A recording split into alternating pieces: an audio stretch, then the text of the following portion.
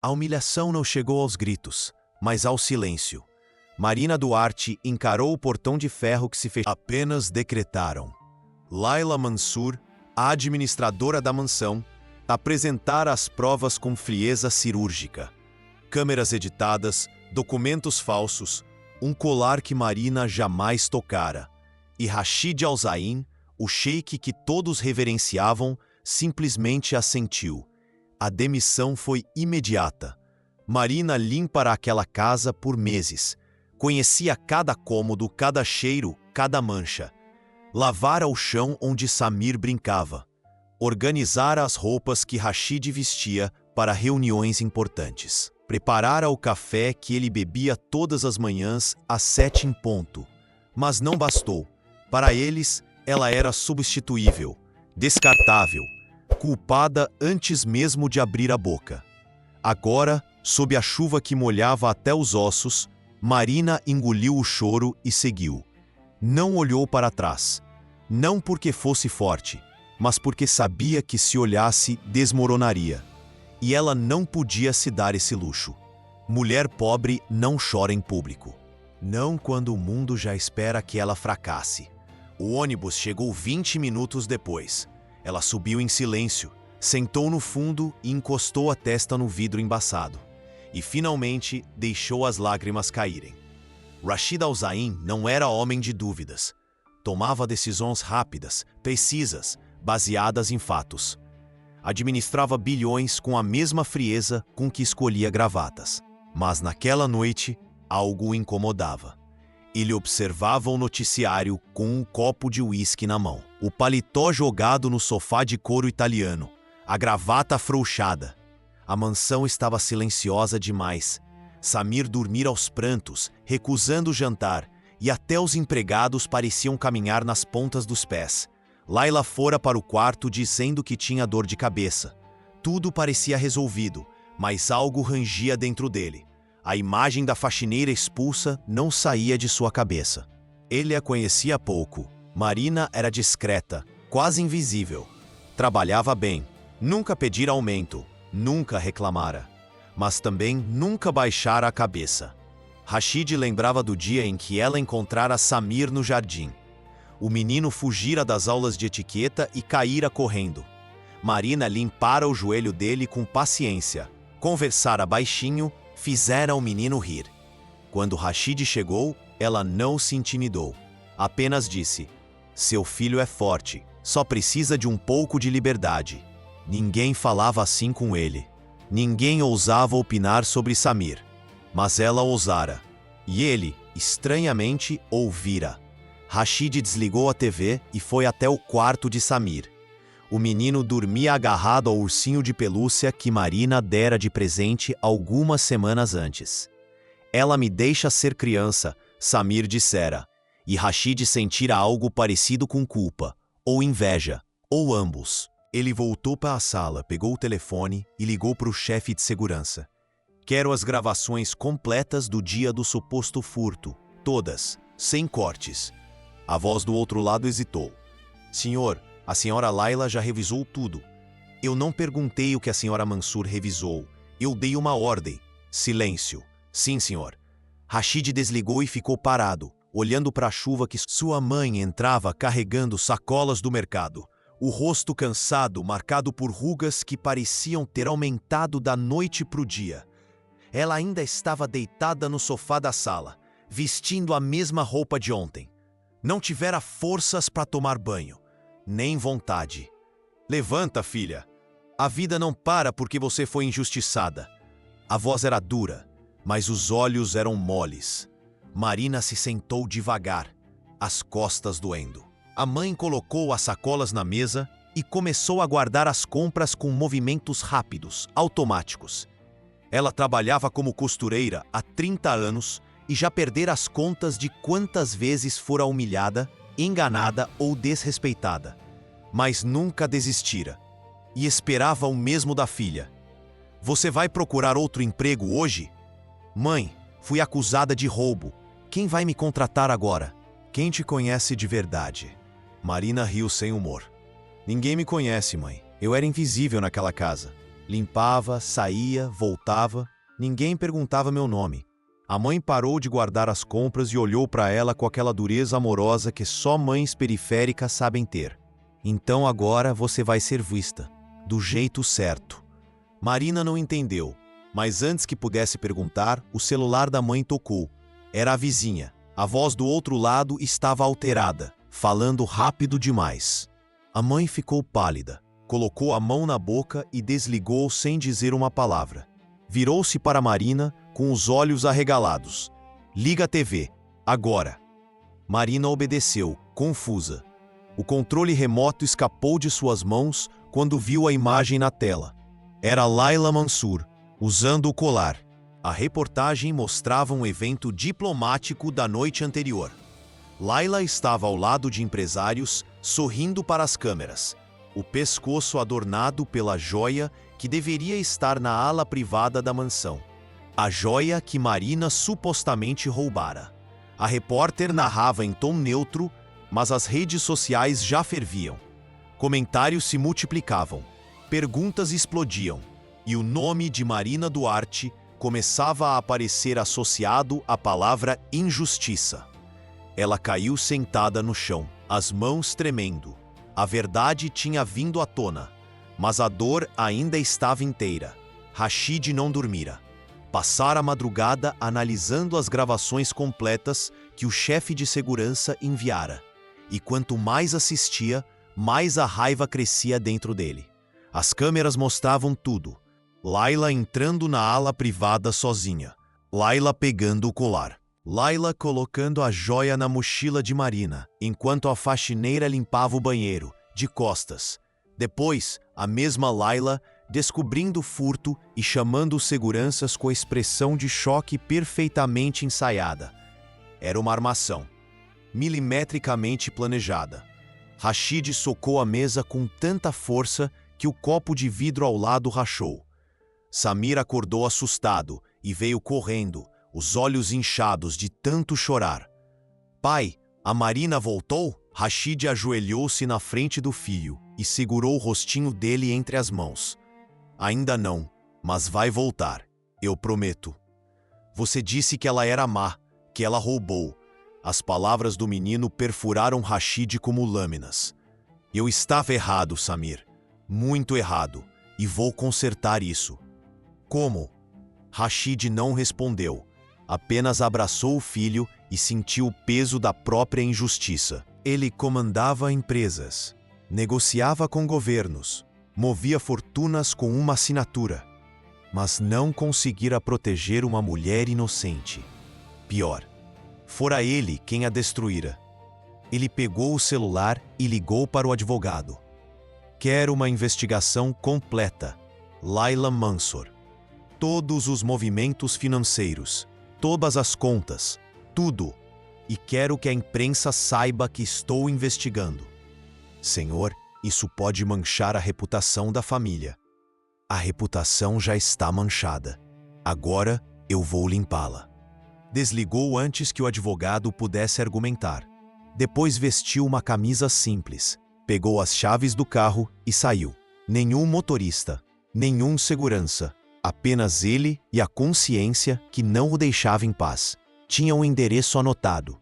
O bairro era longe, do outro lado da cidade. Ele nunca havia dirigido por aquelas ruas, mas precisava ir, não como sheik, não como empresário, como homem. Como alguém que devia um pedido de desculpas que nenhum dinheiro poderia pagar. Quando chegou, a casa era simples, pintada de verde desbotado. Rashid desceu do carro, respirou fundo e bateu na porta. Marina abriu, e o olhar dela foi como uma sentença. Marina não esperava ver Rashid Al-Zain parado na soleira da sua casa. Ele parecia deslocado, com a camisa branca sem gravata, os olhos cansados, as mãos vazias. Nada do sheik arrogante que a expulsara 2 dias antes. Apenas um homem que parecia menor do que a própria culpa. Ela cruzou os braços e não disse nada. Esperou. Ele abriu a boca, fechou, respirou fundo. Quando finalmente falou, a voz saiu baixa, quase rouca. Eu vim pedir desculpas. Marina não se moveu. Desculpas não limpam o que foi manchado. Rashid baixou a cabeça, como se esperasse exatamente aquela resposta. Ele sabia que palavras não eram suficientes. Sabia que dinheiro também não seria. Mas precisava tentar. Precisava que ela soubesse que ele enxergara a verdade. Você foi vítima de uma armação. Layla manipulou tudo. Eu já iniciei uma investigação completa. Ela será exposta, presa. Eu vou garantir isso. E eu, a voz de Marina, saiu firme, mas os olhos brilhavam de lágrimas contidas. Você vai devolver minha dignidade? Vai apagar o dia em que fui chamada de ladra na frente de todo mundo? Vai tirar da minha ficha a acusação que ninguém vai esquecer? Rashid não tinha resposta, porque ela estava certa. Ele destruíra algo que não podia ser reconstruído com um simples pedido de desculpas. Não posso mudar o passado, mas posso tentar consertar o presente. Marina riu, mas sem alegria. Eu não preciso da sua caridade. Não é caridade, é justiça. Ela o encarou por longos segundos. Havia sinceridade naquele olhar e arrependimento, mas também havia privilégio. A certeza de que, para ele, erros podiam ser consertados com dinheiro, conexões, poder. Para ela, erros eram cicatrizes permanentes. Por que você está realmente aqui? Ela perguntou. Rashid hesitou. Depois, disse a verdade. Porque Samir não para de chorar. Porque ele me disse que você era a única pessoa que o tratava como criança. E porque ele parou procurando as palavras certas. Porque eu cometi o maior erro da minha vida ao não acreditar em você. Marina sentiu algo se mover dentro do peito. Não era perdão. Ainda não. Mas era a primeira rachadura na parede de raiva que ela construíra. Eu vou pensar. Agora, por favor, saia da minha casa. Rashid assentiu e recuou. Antes de ir embora, virou-se uma última vez. Obrigado por me ouvir. Marina fechou a porta sem responder. E ficou parada do outro lado, a respiração acelerada, o coração confuso. A notícia explodiu 3 dias depois. Layla Mansour fora presa ao tentar embarcar para Dubai com malas cheias de dinheiro desviado da Fundação Al-Zahin. A investigação revelara um esquema de desvio que durava anos. E junto com as provas financeiras, vieram as gravações que mostravam a armação contra Marina. A imprensa transformou a história em manchete. Programas de TV debateram. Redes sociais se dividiram. Mas uma coisa era unânime. Marina Duarte era inocente. Ela assistiu tudo de casa, ainda tentando processar. Jornalistas batiam na porta. Vizinhos perguntavam se ela daria entrevista. Sua mãe chorava de alívio e raiva ao mesmo tempo. E Marina, no meio de tudo, sentia-se estranhamente vazia. A justiça chegara, mas tarde demais para apagar a dor. O telefone tocou. Ela não reconheceu o número, mas atendeu. Marina, aqui é Rashid. Ela quase desligou, mas algo a impediu. O que você quer? Eu gostaria de conversar pessoalmente. Tenho uma proposta. Não me interessa. Marina, por favor, só me dê 10 minutos. Se você não gostar do que eu tenho a dizer, nunca mais te procuro. Ela olhou para a mãe, que observava tudo da cozinha. A mulher fez um gesto de escuta com a mão. Marina suspirou. 10 minutos, aqui. E sem seguranças, sem motoristas. Só você. Combinado. Ele chegou 1 hora depois, dirigindo o mesmo carro simples de antes. Sentaram-se na varanda. A rua estava cheia de crianças brincando, vizinhos conversando, o som de samba vindo de alguma casa próxima.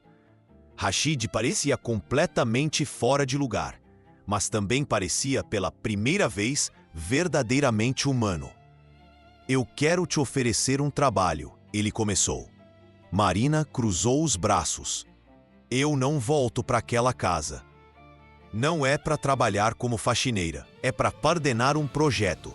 A Fundação Al-Zahin vai criar um programa de capacitação profissional para mulheres da periferia. Curso de limpeza profissional, administração, empreendedorismo. Tudo gratuito. E eu quero que você seja responsável por isso. Marina piscou, confusa. Por que eu? Porque você sabe o que é lutar. Porque você entende essas mulheres. E por quê?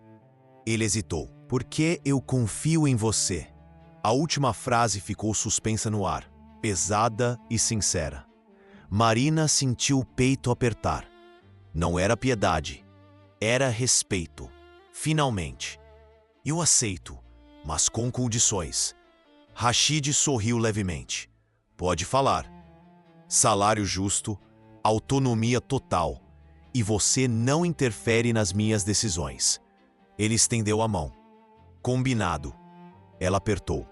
E pela primeira vez em dias, sentiu algo parecido com esperança. O projeto começou 2 meses depois. A antiga ala de serviço da mansão foi reformada e transformada em um centro de capacitação. Salas de aula, computadores, cozinha industrial para aulas de gastronomia, tudo pensado para dar dignidade e futuro. Marina trabalhou dia e noite, contratou professores, elaborou currículos, visitou comunidades. Rashid manteve a promessa de não interferir, mas estava sempre por perto, observando, aprendendo. A convivência entre eles mudou aos poucos. Marina não o via mais como sheik distante. Rashid não a via mais como a faxineira invisível. Conversavam sobre o projeto, mas também sobre a vida. Ele contava sobre a esposa que perdera e a dificuldade de criar Samir sozinho. Ela falava da mãe costureira e do sonho de ter a própria empresa. Riam, discordavam, mas se respeitavam. Samir voltou a ter aulas de português com Marina. O menino a chamava de tia e se agarrava nela toda vez que precisava de carinho. Ela o ensinava a fazer pipas, a brincar de esconde-esconde, a ser criança de verdade. E Rashid, vendo aquilo, sentia algo estranho crescer dentro dele. Algo que não era gratidão, nem alívio, era afeto, profundo e assustador. Numa noite de apagão na mansão, todos ficaram no escuro. Geradores demoraram a ligar. Marina estava terminando alguns documentos no escritório quando Rashid entrou com lanternas. Eles improvisaram luz com velas e, sem ter muito o que fazer, começaram a conversar. Sobre tudo, sobre nada. Você já pensou em voltar para o seu país? Ela perguntou. Todos os dias. Mas Samir está feliz aqui. E eu? Ele parou, olhando para ela. Eu também estou. O silêncio que veio depois foi diferente. Não era constrangimento. Era cumplicidade. Marina sentiu o coração acelerar. Rashid desviou o olhar, mas não antes dela perceber algo no jeito como ele a observava. Eles não disseram nada, mas ambos sabiam que algo estava mudando. Algo que ia além de justiça ou reparação. Algo que assustava tanto quanto atraía. E, naquela noite, sob a luz fraca das velas, Marina entendeu que o que sentia por Rashid não era mais apenas respeito. Era outra coisa. Algo que ela tentava negar, mas que crescia a cada olhar, a cada conversa, a cada sorriso discreto que ele deixava escapar quando achava que ela não estava vendo. A imprensa não demorou a perceber. Fotos de Marina e Rashid saindo do centro de capacitação começaram a circular. Fofocas se espalharam.